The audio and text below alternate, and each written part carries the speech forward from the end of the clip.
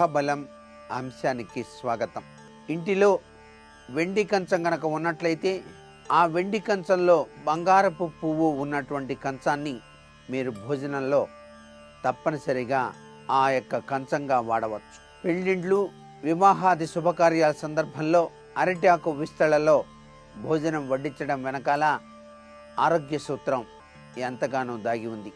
అలాగే భోజనానికి ముందు వడ్డించినటువంటి పదార్థాలపైన నీటిని చల్లి అమృతమస్తు అని చెప్పేసి అనుకొని అన్నపూర్ణాదేవిని అలా నమస్కారం చేయటం మన సంప్రదాయం. ప్రతినిత్యం కూడాను మీరు ఇంట్లో భోజనం చేసేటప్పుడు తప్పనిసరిగా దైవ ప్రార్థన చేసి భోజనాన్ని గనక భుజించినట్లయితే ఆ సర్వేశ్వరుని యొక్క అనుగ్రహ కటాక్ష వీక్షణాలతో మీ ఇంటిల్లిపాదికి కూడాను తిండికి బట్టకి లోటు లేపకుండా చక్కగా జీవించడానికి ఆస్కారం ఎంతైనా ఉంటుంది. తూర్పు ముఖంగా కూర్చొని మీరు ఇంట్లో భోజనం చేయటం వలన ఆయుష్ వృద్ధి అవుతుంది అనే విషయాన్ని గుర్తిరగాలి. అలాగే దక్షిణముఖ భోజనం వలన సత్కీర్తి లభ్యపడుతుంది. పశ్చిమాభిముఖ భోజనం వల్ల లక్ష్మీ కటాక్షం కలుగుతాయి అని చెప్పేసి మనకు శాస్త్రరీత్యా చెప్పినటువంటి విశేషాంశం. ఉత్తర దిక్కుగా ఉండి ఎటువంటి ఆహారం కూడాను తీసుకోరాదు అనే విషయాన్ని కూడా ఇక్కడ గుర్తిరగాలి. భోజనం పూర్తయిన తరువాత చేతులు, కాళ్ళు, నోరు పరిశుభ్రమైన నీటితో పూర్తిగా శుభ్రపరచుకొని చక్కగా పరిపూర్ణమైనటువంటి ఆరోగ్యవంతమైనటువంటి జీవితాన్ని పొందడానికి మనం భగవంతుడిని మరలా ధ్యానం చేయాలి. అన్నాన్ని ప్రసాదించేది ఆయనే.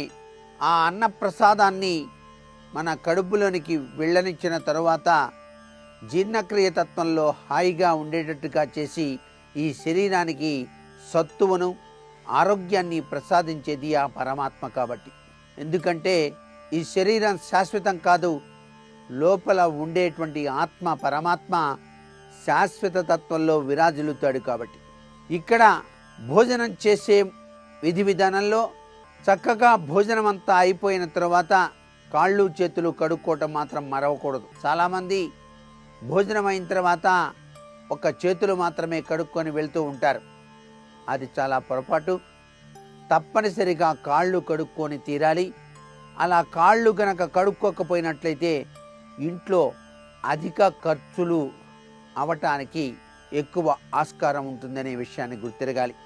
దానాలన్నింటిలో కూడా అన్నదానం చాలా గొప్పది కాబట్టే ఎక్కడ చూసినప్పటికీ కూడా అన్నదాన పథకాలు పేరుతో ఇప్పుడు దేవాలయాల్లో కూడాను ఉచిత అన్నదాన కార్యక్రమాలు కూడా నిర్వహిస్తూ ఉన్నారనే విషయం అందరికీ తెలిసిందే. ఈ అన్నశాల, వడ్డనశాల ఇవన్నీ కూడాను వాస్తుపరంగా దేవాలయాలలో అయితే వాయువ్య దిశలో వంటశాల ఏర్పాటు చేయటం ఉత్తమోత్తమం. వాయువ్యంలో ఎవరైతే వంట చేస్తారో అక్కడ అనేక మంది వచ్చి భుజించడానికి ఆస్కారం ఉంటుంది. మన ఇంట్లో కూడా ఖాళీగా లేనప్పుడు ఆగ్నేయంలో స్థలం చాలేదండి, వాయువ్యంలో వంటగది పెట్టాను అంటే తప్పనిసరిగా మీ ఇంటికి చుట్టాల తాకిడి వచ్చి తీరుతుంది. అదే దేవాలయాల్లో కనుక పెడితే తప్పనిసరిగా ఆ దేవాలయ దర్శనార్థం అనేక వేల మంది రావటం జరుగుతుంది. ఈ అన్నప్రసాదాన్ని కూడా స్వీకరించడం జరుగుతుంది అనే విషయాన్ని కూడా ఇక్కడ గుర్తిరగాలి.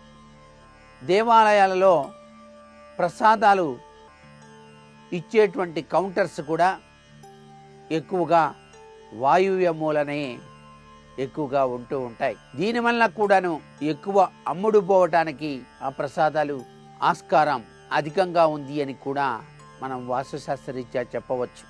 ఇంట్లో భోజనం చేసేటప్పుడు మాత్రం తప్పనిసరిగా నేల మీద పీట వేసుకొని కూర్చోవాలి, లేదా తప్పనిసరిగా ఆసనం అనేటువంటిది తప్పనిసరిగా ఉండాలి. కింద చాపైనా సరే పరుచుకోవాలి. ఈ భోజనం చేసే ముందు కొంతమంది మనం ఒక్కళ్ళమే కాదు, ఈ సృష్టిలో పరమాత్మ ప్రసాదించిన ఈ జీవితాన్ని ధన్యం చేసుకోవడానికి అన్ని ప్రాణులకు కూడా అన్నం అనేటువంటిది అవసరం అనేటువంటి ఉద్దేశంతో ఒక ముద్దను తీసి పక్కన పెట్టి దానిని కాకికి అలా పెట్టేటువంటి సంప్రదాయం కూడా ఉంది. జీవులకు గనక ఆ విధంగా మనం భోజనం చేసేటప్పుడు చిన్న ముద్ద తీసి పక్కన పెట్టి దాన్ని గనక అలా కాకులకు ఇలా చేసినట్లయితే దీన్ని భూతయజ్ఞం అని కూడా అంటాం. ప్రతి ఇంటా కూడాను ఎవరైనా ఇది పాటించినట్లయితే నిత్యం భూతయజ్ఞం చేసినటువంటి సత్ఫలితాన్ని పొంది వాస్తుశాస్త్రరీత్యా కూడాను అకుంఠితమైనటువంటి అదృష్టకరమైనటువంటి ప్రభావంతో విరాజిల్లటానికి ఆస్కారం ఉంటుంది. మీరు మీ యొక్క గృహంలోని పూజా మందిరంలో స్వామివారికి సమర్పించినటువంటి నైవేద్యం మీరు ఒక్కరే తినకండి, 10 మందికి గనక పంచిపెట్టినట్లయితే మీ గృహంలో విశిష్టవంతమైన అదృష్ట ప్రభావం వచ్చి తీరుతుంది అనే విషయాన్ని కూడా గుర్తిరగాలి.